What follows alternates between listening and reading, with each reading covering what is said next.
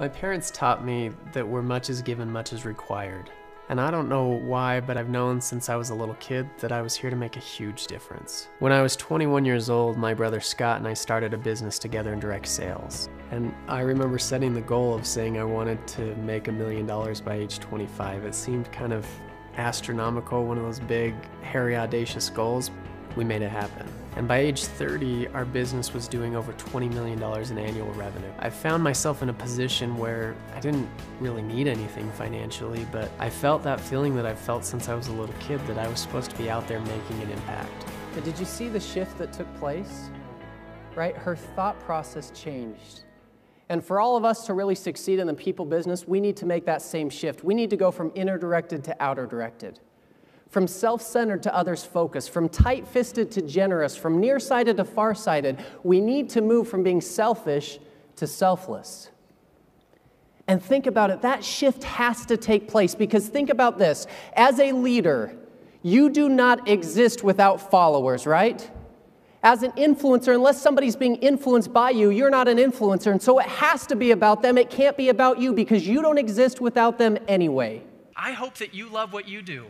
I hope that you get excited about it. I hope that it wakes you up in the morning. I hope that you can share that excitement with other people, because I've just found that people who enjoy what they do, they naturally excel at it, don't they? It's contagious. That passion, that excitement, people will come to watch you burn if you're excited. That just is, they love it. They just want to be around it because it's so rare. People want to see it. I was talking to my wife about that this morning. I said, would you have ever imagined in your wildest dreams that I'd be able to do this? To be able to come and to speak to groups like this? And my wife's pretty funny. She got a little smile on her face and she said, Ty, in my wildest dreams, you don't even show up.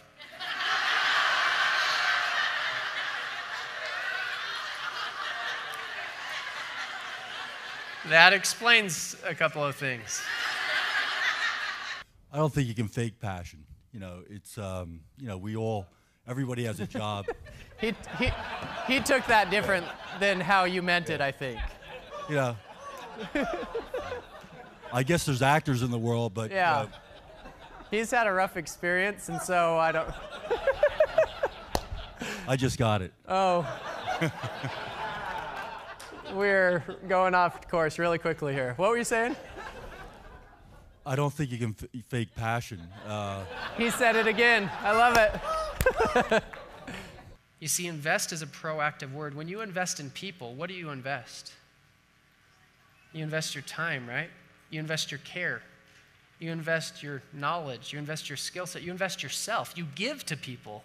You serve people, you help people, you partner with people. This business, you lock arms with people, you match them energy for energy, you invest in people. And guess what? The people who invest in people are the people who end up having the most influence. Why? Because those people will follow you to the ends of the earth. Because every little investment is like a deposit in an emotional bank account, and it pays dividends for years to come. It makes the connection deeper. It causes them to buy into you. They see something in you that's attractive, that they want. You become influential in their eyes when we invest in people.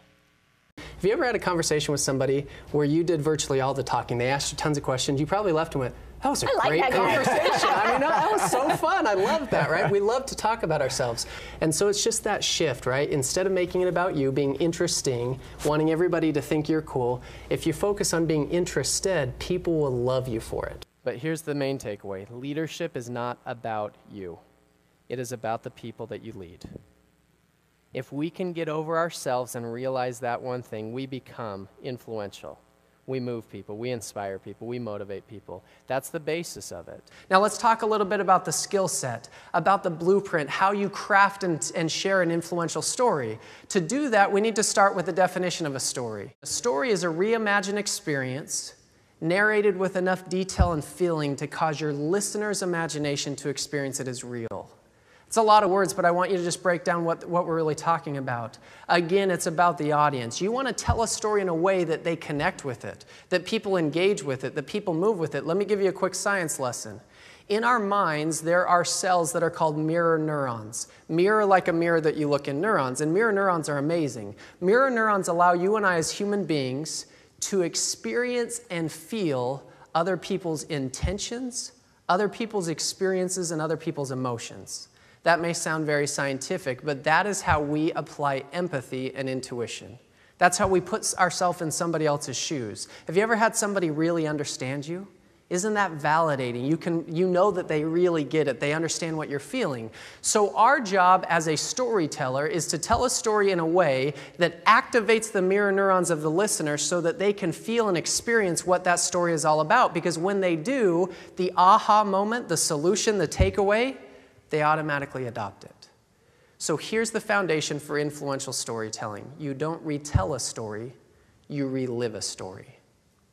Because when you relive a story, your audience starts to relive it with you. When you relive a story, they experience something totally different. Your story is not just a narration, your story is an experience. Because ultimately, master storytellers, whether you're involved in speaking, selling, leading, teaching, it doesn't matter. If you can learn how to tell a story that moves somebody, you can be influential. It will enhance your communication as a leader. It will allow you to engage your audience, whether that be your employees, your customers, your shareholders, whoever it may be, because you can frame your content in a way that's entertaining, that's applicable, that's tangible, that's relatable. From a teaching and training standpoint, it's going to allow you to connect with people and make your points more memorable. From a branding standpoint, it's going to make your brand more profitable and more prominent. From a sales standpoint, it's going to allow you to connect and engage with your prospects so that they take action, they buy your product and move it forward. The truth at the end of the day is that in business, whoever tells the best story wins. My message will inspire your audience, but more importantly, it will change your audience. They will leave a more influential leader than when they walked in.